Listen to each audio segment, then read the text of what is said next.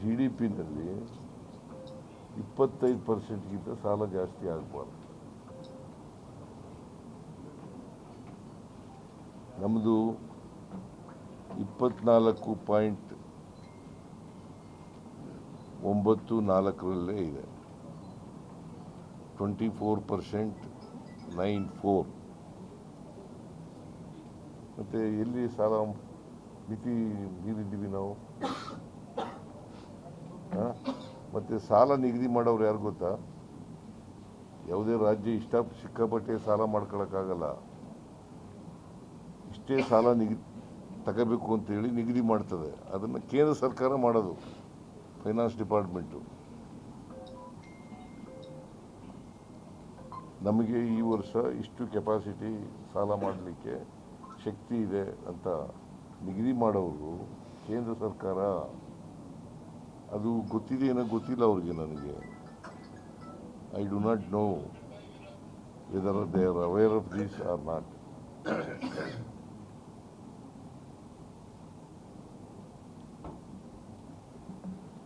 So ಅದರಿಂದ ಸಾಲ ಮಾಡಿಬಿಟ್ಟಿದ್ದಾರೆ ಸಿದ್ದರಾಮಯ್ಯನವರು ಅಂತ ಹೇಳೋದು ಹಸಿ ಸುಳ್ಳು.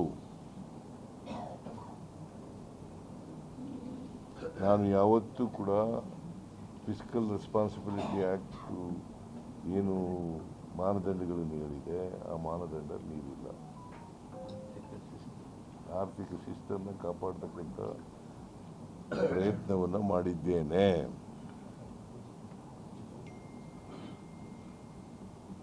ಅದರಿಂದ ಕರ್ನಾಟಕದ ಆರ್ಥಿಕ ಪರಿಸ್ಥಿತಿ ಸದೃಢವಾಗಿದೆ.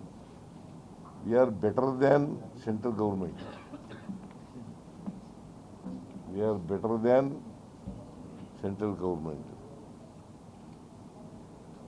ಸೆಂಟ್ರಲ್ ಗೌರ್ಮೆಂಟ್ನ ಜಿ ಡಿ ಪಿ ಎಷ್ಟು ಗೊತ್ತಾ ಇರೋದು ಬೆಳವಣಿಗೆ?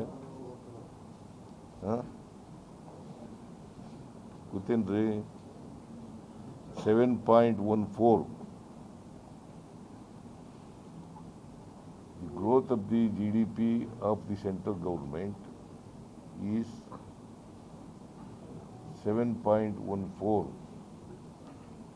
whereas GDP of the Karnataka government is 8.1%.